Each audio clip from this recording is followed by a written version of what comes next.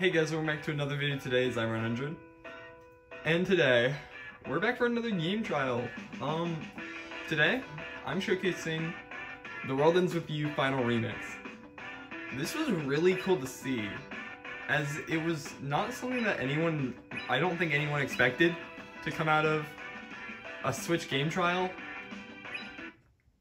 But here it is.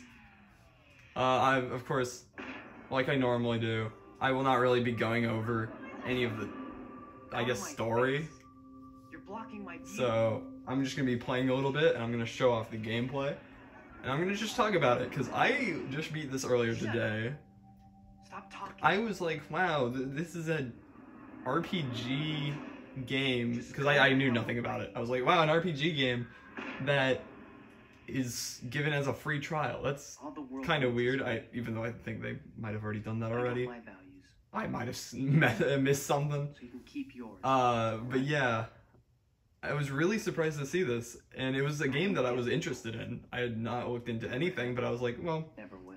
I've heard good things about it. I'll try it. So I was like, okay, well, we have a week to play it. Let's see how it goes. And I beat it today with, I think, 2 days left. That felt really good. But yeah, this is a game that originated on DS and actually plays differently on DS. This is a remaster, I think, of the...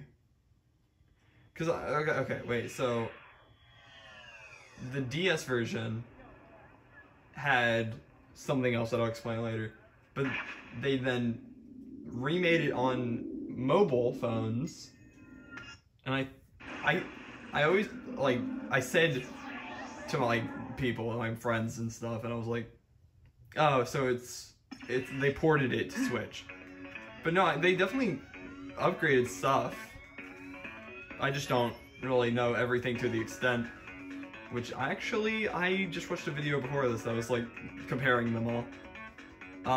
So apparently I think the soundtracks are remixed, I think the graphics are a little enhanced, but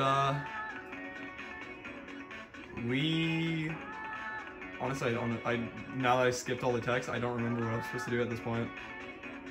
But yeah, you can see movement. Yeah, it's like that. Even though I think, yeah, we can use stick anyway. I guess we go... This kid's standing up. Oh yeah, we hit this thing. We can look at everyone's thoughts. It's weird. But yeah, we're able to look into people's minds, and really what this game is we're giving out missions over the span of 7 days. And we have a timer to get those missions done. What?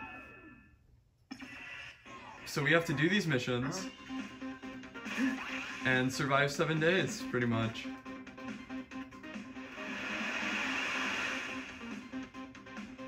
We are defenseless at this point. So we have to... let me explain the controls. So right now, all we have that we can do is R. I want to mention this is a one Joy-Con game. You can only use one. So we use R to move. You can pause and just run, because we aren't able to attack yet.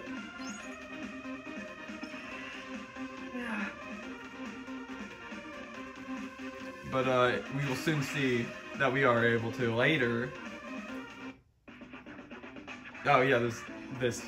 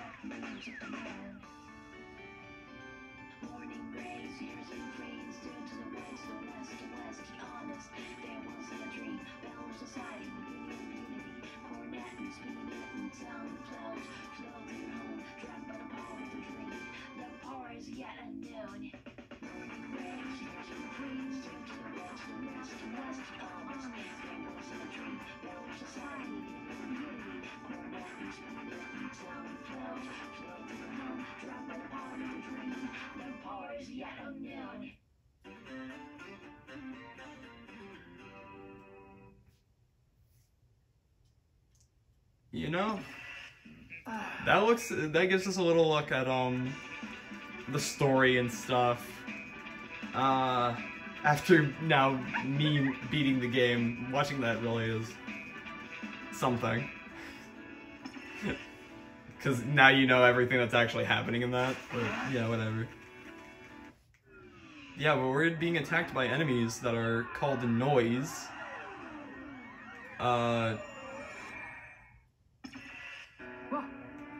Which are taking people.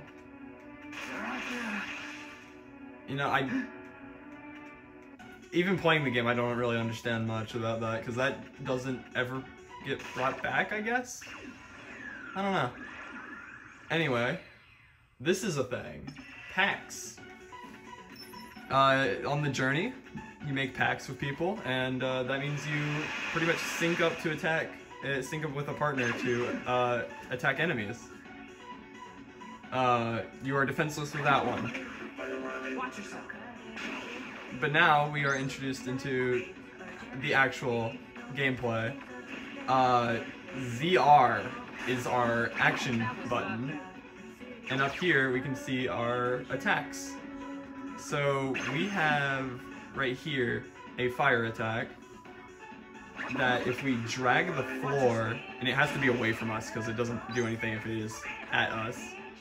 If we drag away from us, we cause fire. And it's good. But this being our current only attack makes gameplay a bit boring.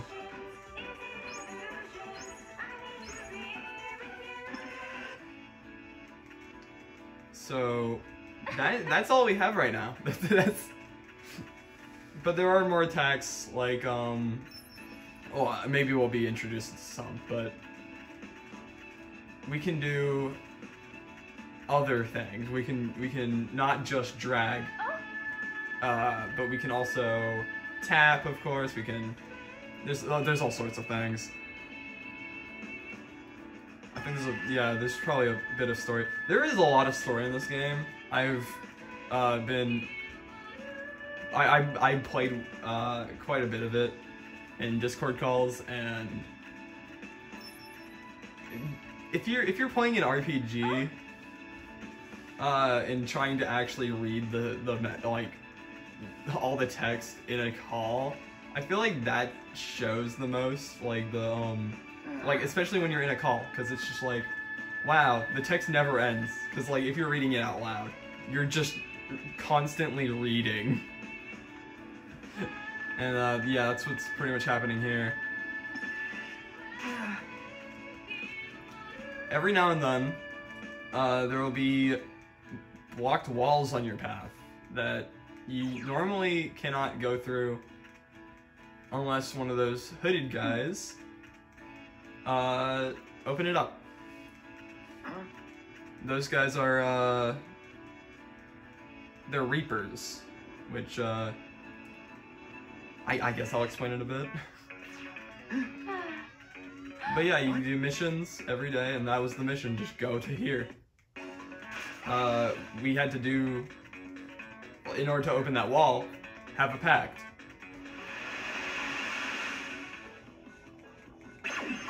But here, yeah, now we're able to be able to do a bit more in our attacking. We can have our partner Shiki, I think. Kind of forgot her name. But she can attack with, for us. So we just tap on the enemy and she'll attack. There's also co-op, which has the co-op person play as Shiki.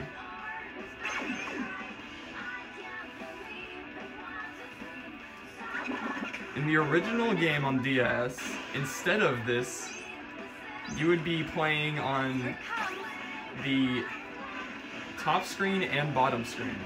Bottom screen would be touch controls, where you would play as Neku, who's the main character. And on the top screen, you'll use the buttons, which from the gameplay I've watched, seems really difficult, and I would hate it. This I love because I don't know. I like the strategy. I like, well, somewhat strategy. As I hope we'll see here. Sync. Sync is really important. It allows you and your partner to do stuff together. Like, if I attack, and then I have Shiki attack, and we attack, we take turns attacking. You get more sync. So you want to try to do what you can to do, get as much sync as possible. And we got all the sync. Didn't really do anything though, because I don't actually think we were able to do anything with sync at that point.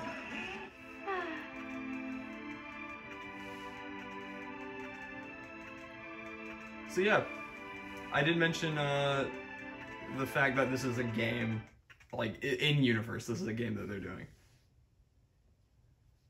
This is a game of players and reapers.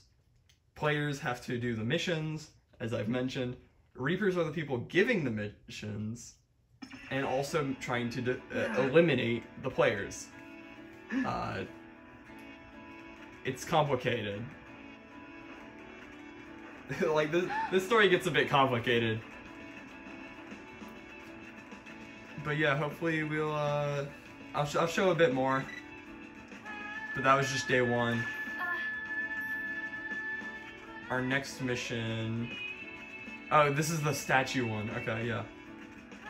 So our next mission is to, like, uncurse a statue. So... that's a thing. And they're sure it's a statue that has a dog on it. Hey! It's so, like, because this is very different than my normal thing, I feel like. Because I do, like, yeah, I play games and I talk about it a lot. I talk about the games.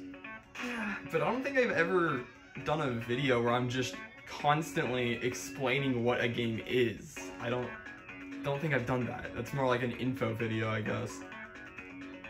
So that's very, very weird.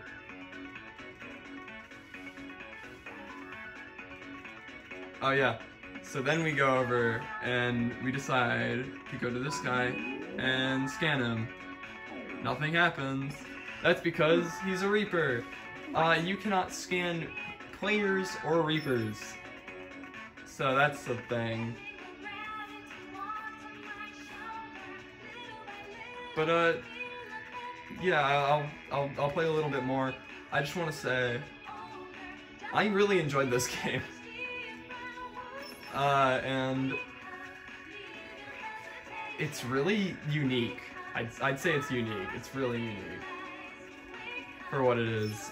And stories, I like the story. Gameplay is really cool.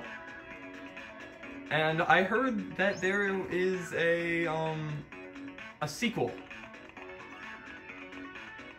And you'd be like, wow, how does sequel? How do you, I don't know. You'd probably be like, how do you do a sequel to a game like this? Where it's very touch screen based, and in this case gyro based, because that's how they emulate it, or emulate touchscreen without, you know, doing touchscreen. It isn't touchscreen, or it isn't like this at all, which is, I guess, a bit disappointing, but you know, what are they gonna do? But yeah, now we're being introduced to different other pins, like this one where we shoot just empty space, and it shoots a little projectile that doesn't go far at all. The other one, we tap the enemy, and it shocks them. That's that. Yeah, it's pretty much just introducing the fact that you can have multiple pins, and also pins that are doing different things.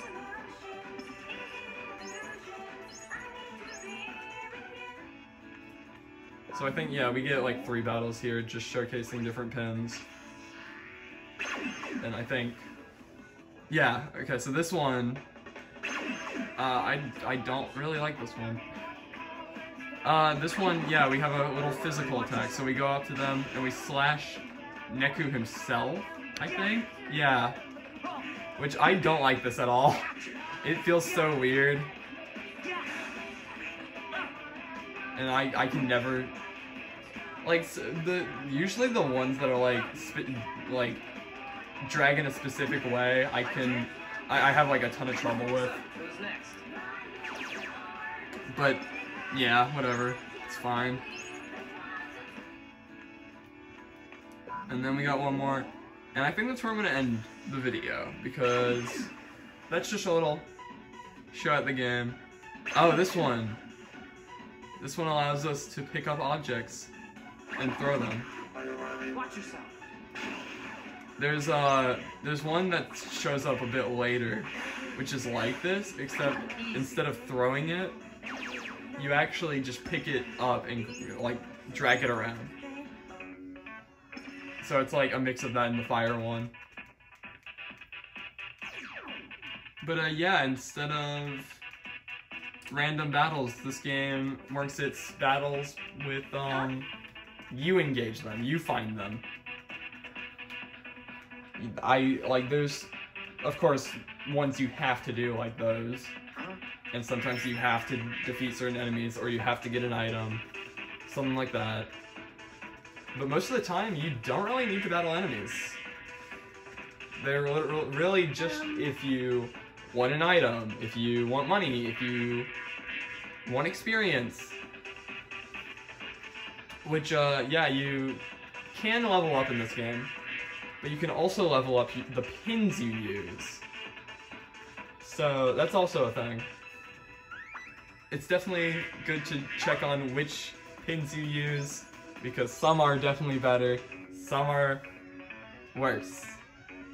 I went through the whole game using the fire one, and finding no alternative that I enjoyed, because I'm stubborn, and also I didn't feel like checking every single thing, because I felt pressured on how much time there is. There's 2 days left. If you're interested in this, well, try it out. And if you're interested enough, you can buy it. I think it's like 30% off, and I think the new one is also 30% off right now. Or you can just buy it. But that's it for this video. See you all next time. Go join the Discord. And goodbye.